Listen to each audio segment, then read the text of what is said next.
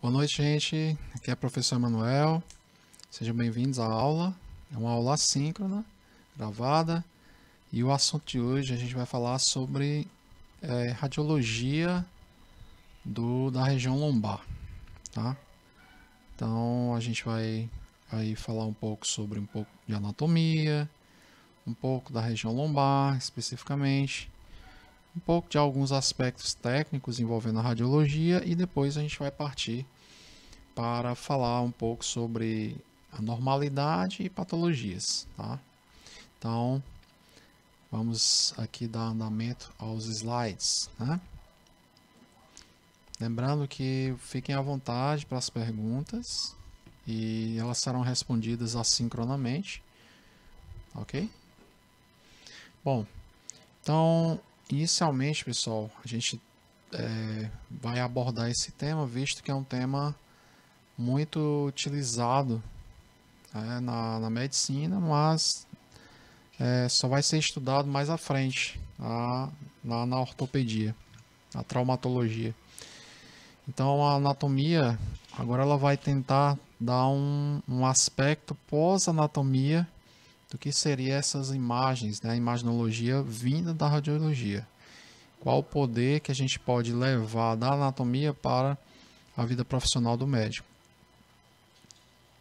Então, a gente vai falar um pouco sobre radiologia da região lombar. E eu me chamo Emanuel Prata.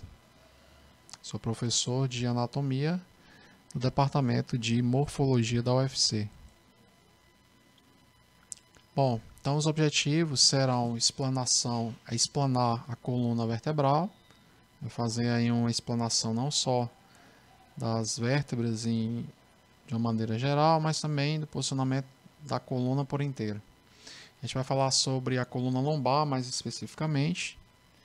E depois a gente vai abordar algumas técnicas e vistas radiológicas importantes para essa região lombar, bem como também fazer uma explanação da comparação entre o normal e o patológico.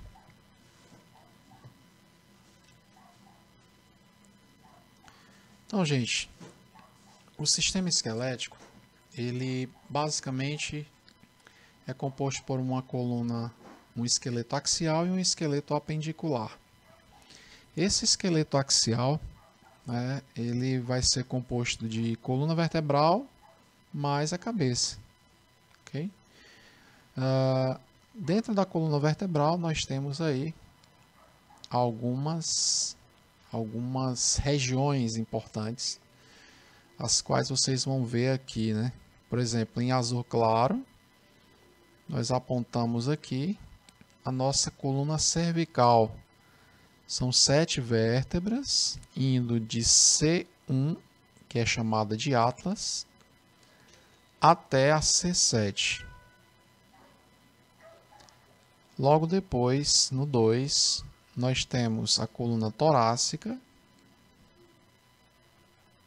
que são 12 vértebras, a contar de T1 a T12.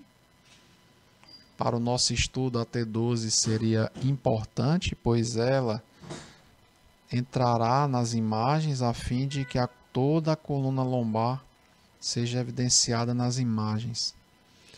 A coluna lombar, que é em laranja, número 3, que são 5 vértebras. A coluna sacral, em rosa, é o número 4, que é o sacro. No adulto, são 5 vértebras fundidas.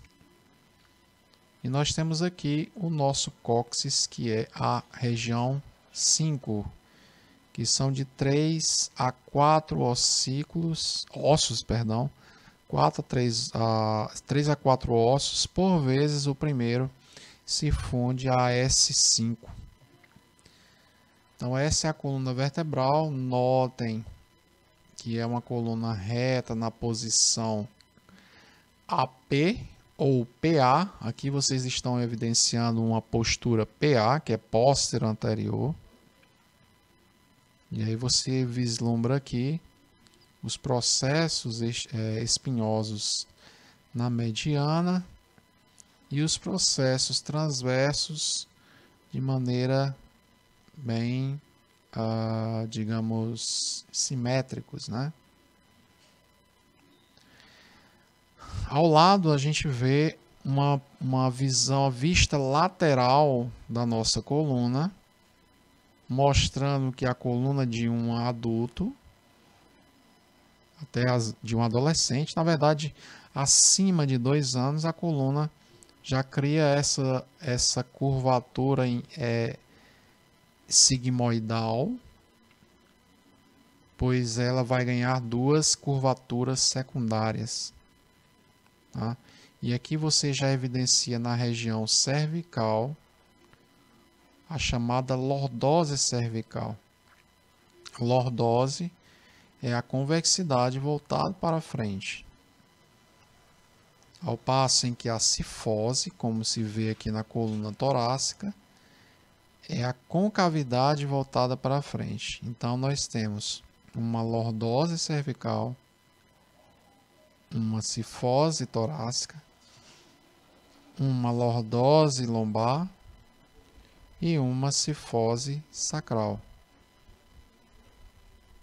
Então, o peso do corpo, na posição ereta, ele vai levando a coluna a se dobrar desta maneira, o que equilibra o peso do nosso esqueleto axial.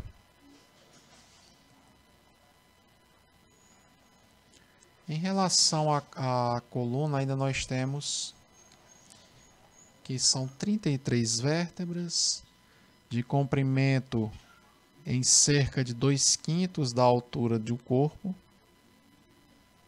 e tem por função, primeiro, segurar o peso desde a cabeça até os membros inferiores. Apresenta também a função de permitir que o corpo fique em posição ereta, formando aqui uma coluna bem firme, porém flexível. Essa flexibilidade também garante uma mobilidade tanto antero-posterior quanto látero-lateral ou em rotação, visto que há a presença aqui de articulações intervertebrais, o que garante essa flexibilidade. Então, a coluna vertebral, mais uma vez, ela é formada por uma região cervical, que seria o nosso pescoço, a região torácica, o nosso tórax, a região lombar, que é o objeto do nosso estudo de hoje, a região sacral e a região coxígea.